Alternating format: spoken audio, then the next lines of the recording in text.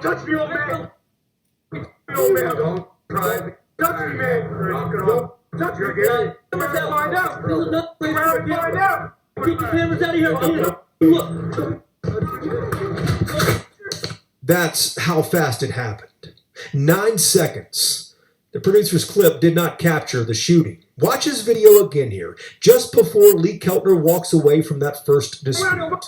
Don't touch me, old man.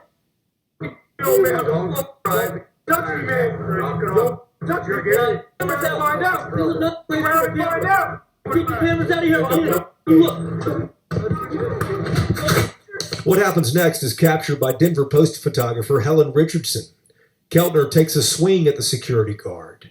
In another rapid-fire image of hers, Keltner backs away and sprays pepper spray toward the security guard. That's when Matthew Doloff draws his weapon and pulls the trigger once, killing Keltner. So let's talk about that shooting that happened in Denver not too long ago. Essentially, a security guard who was guarding a producer from News 9, a local news agency in Colorado, shot and killed a Trump supporter. And, of course, right-wing activists on Twitter were trying to make it out that this was Antifa terrorism, and this was the case of an Antifa activist murdering a Trump supporter. And I did a video about this saying that from the information that we have so far, it really does appear that this security guard acted in self-defense, and he also acted in order to defend his client, in this case, the producer. And, of course, there were people who were upset with me, and they said, no, this was murder, this was Antifa murder, blah, blah, blah, blah. So, some recent footage has come out that really does confirm what I suspected, and that is that this was an act of self-defense. Remember, when the shooting happened, it was a security guard killing a Trump supporter, and the Trump supporter, really a fanatic, the right-wing fanatic, when he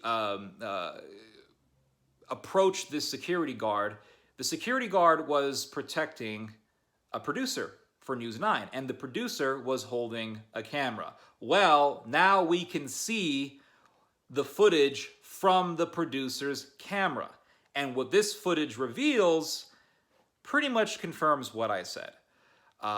When you look at this footage, you see the Trump supporter, the patriot, getting into a verbal altercation with a BLM activist.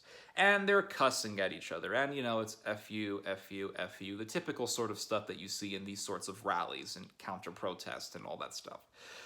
Well, the Trump supporter turns to the producer holding the camera, and he sees the camera. And a lot of these fanatics, majority of fanatics, don't like to be filmed, especially in the Western world. That's one thing that I've noticed. And he doesn't like that. So he aggressively approaches the guy holding the camera, the producer from News 9. And you have to remember, this patriot Trump supporter, he had just gotten into a verbal altercation, a screaming match with a BLM protester. He's filled with adrenaline. Adrenaline will do this to you. It's like a drug. It makes you fearless, and it can also make you quite foolish. And he sees the guy holding the camera. He doesn't like that. He feels very confident. He's filled with hubris. And he begins to aggressively approach the man holding the camera, the News 9 producer holding the camera. And he says something like, you know, you better put that camera down, starts cussing. And the security guard, rightfully so, gets in the middle between the producer and the patriot as they call themselves. Rightfully so. He is there as a security guard. He is going to act in the capacity of a security guard, and he's going to defend the person that he was hired to defend. You can't blame the guy. Nothing to do with Antifa, nothing to do with left-wing activism. He's just doing his job in this context. Gets in between the Trump supporter and the producer and says, hey, puts his hand out. The Trump fanatic strikes the security guard and then begins to spray his mace canister. That's the use of a weapon. Right there. And that's assault. Assault with mace. And once he sprays that mace, once he pulls the trigger of the mace canister, it's open season. And the security guard, and this happens within 9 seconds. Very, very fast. And you can tell that this security guard is quite well trained. Pulls out the pistol and shoots him. And he only shoots one bullet. That's it. He didn't empty the clip on the guy. He was very precise. He was very meticulous. And he was very decisive in what he did. Very controlled. Pulls the trigger one time, fires one bullet. The guy does not die immediately. He later on died. I think he died in the hospital.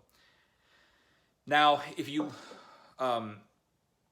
watch the footage, you'll see this. You'll see the Trump supporter walking aggressively towards the producer. The security guard gets in the middle between them. There is a very brief moment where the Trump supporter is cussing and yelling, and he pulls the mace canister, sprays the mace. Right when you spray that mace, that's it. You've just committed assault. You have just done a violent act. And mace can incapacitate a man easily. And the man, the security guard in this case, he could easily argue, I felt in danger for my life. And who knows what this guy was planning on doing. He could have taken the guy's gun and he could have used it on the producer. He could have used it on the security guard. You don't know what the guy could have done. Many times self-defense is a matter of probability. You don't know what the guy is going to do next all of the time. In fact, probably in most cases, you're not entirely sure what the guy is going to end up doing to you. You know that he's trying to hurt you. Whether he could try to kill you later on, you're not entirely sure. But you're not going to sit there and wait to find out if the guy is going to try to kill you. So you have to defend yourself.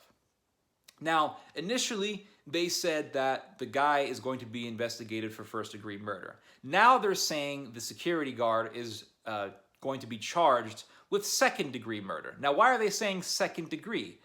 What does second degree imply? Second degree signifies that there is no malice and there was no forethought. There was no premeditation prior to the person being killed. So they can't say first-degree murder. So all of these right-wing fraudsters who've been going around Twitter saying like, oh, terrorism, murder, this was an execution, Trump supporter was murdered by Antifa. Oh, what are you going to say now, Joe Biden? Was this Trump-supporting patriot killed by an idea? Because Biden said that Antifa is just an idea, it's not an organization. Well, all of those arguments go right out the window. Because if it really was terrorism, if it really was, an Antifa fanatic wanting to just shed the blood of patriots, then they wouldn't have charged him with second degree. Second degree means there's no malice, there's no forethought, and it's not premeditated killing, not premeditated murder. Premeditated murder, absolutely yes, first degree. Now, you have all these fraudsters like Elijah Schaffer, Andy Ngo, however the hell you say his name. You have Tim Pool, you have Paul Joseph Watson, and a whole plethora, a whole horde of these right-wing fraudsters who are like, oh, Antifa killed this guy. And they're all trying to, they can't just straight up say, well, Antifa murdered this guy, although there are right-wing activists who have said things like this. But they have been trying to constantly hint and imply that, well, the media has been covering this up and this was an Antifa terrorist, Antifa activist who just wanted to shed the blood of, patriotic Americans. And the media was, covering this up because the Denver Post said that this guy was Antifa, but then they later had to retract it because the police said, hey, we investigated this guy, and this guy isn't affiliated with Antifa. And then you have guys like Andy Ngo saying things like, well, we found some old tweets of him where he said some nasty things about conservatives, and I think that he supported Bernie Sanders or something like that. Guess what? You can pull out all the old tweets you want. It's irrelevant. It is irrelevant in this situation. Why is it irrelevant? Because the only thing that matters in this case is, was it self-defense? His personal political beliefs are not relevant. What is relevant is, was it self-defense or not? And if you want to make the argument that all that stuff is relevant, then you're just playing the same strategy of all the leftists who said, well, Kyle Rittenhouse went to a Trump rally. And when you look at this footage, it's obvious that it was self-defense, and also it was an act of defense for the producer. This guy was walking aggressively. He approached them aggressively. He had a weapon, mace, and he sprayed that weapon. And once he discharged that mace, he just committed assault. And at that point, shooting him was an act of self-defense. Now, if this footage came from a police body cam, every conservative would be defending him right now. If this was the case of a police officer shooting someone, and let's say it wasn't a Trump supporter who gets shot. Let's say it was a BLM activist. Let's say this guy who was killed, let's say he was a BLM activist, not a Trump supporter. And let's say the guy who did the shooting wasn't a security guard for News 9. Let's say he was a police officer. You know, back the blue, right?